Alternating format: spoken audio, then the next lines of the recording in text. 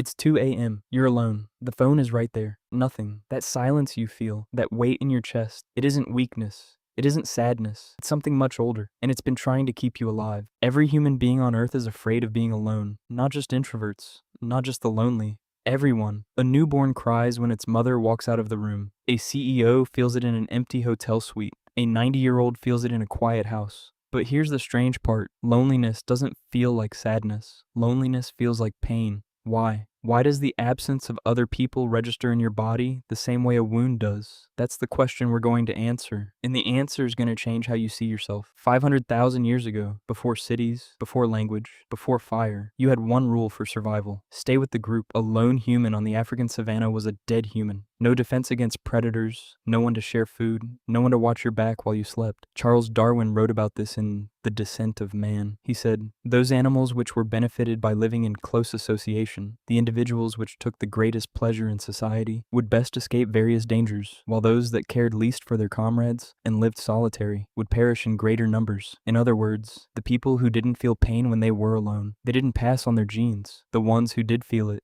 who panicked when the group drifted away, who cried when they were left behind. Those are your ancestors. That fear you carry, it was selected, it was refined, it was kept for 500,000 years because it worked. But here's where it gets strange. In 2003, a neuroscientist named Naomi Eisenberger put people in brain scanners and told them they were being excluded from a virtual ball tossing game.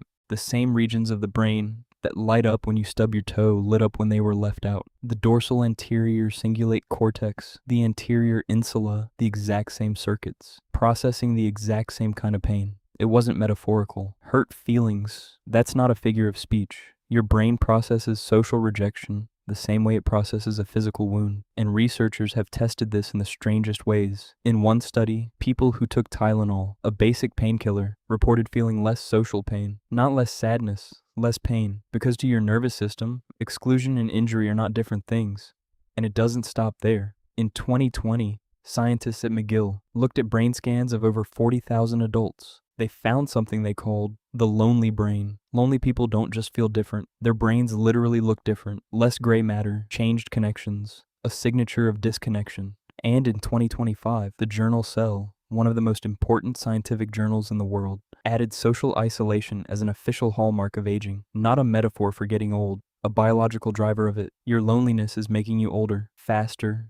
So we know the alarm exists. We know it's ancient. We know it's real. But here's the part that doesn't make sense. We are the most connected generation in human history. 5 billion people on social media. A text takes 1/10 of a second. A video call connects continents. And yet, in 2025, the World Health Organization released its first ever global loneliness report. 1 in 6 people worldwide is affected. That's over 1 billion humans.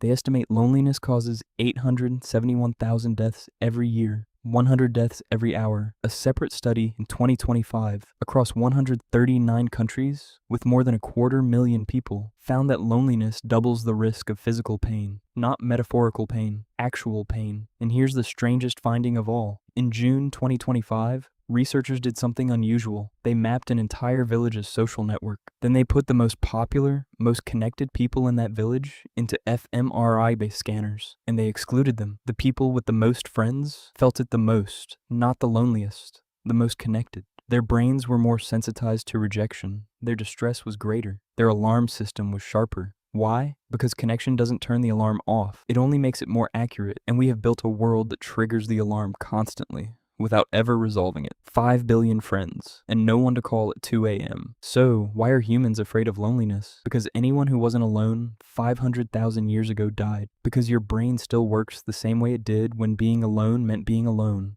Because that feeling in your chest at 2 a.m. isn't a flaw, it's not a disease. It's your oldest guardian. You've never been afraid of loneliness because there's something wrong with you. You've been afraid because something inside you is even older.